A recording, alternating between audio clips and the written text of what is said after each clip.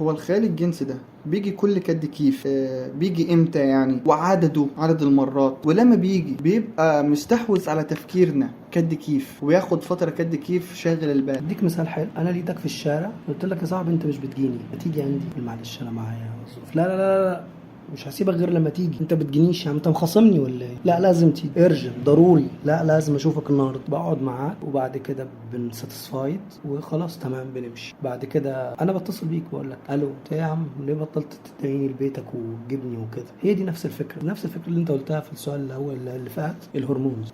انت مريض مدمن مخدرات، هي بتبدا باول شفطه سيجاره، اول شمع او اول برشامه او اول حقنه، وبعد كده كميه الجسم بتحصل له ايه؟ بيتلاعب في كميه الجسم.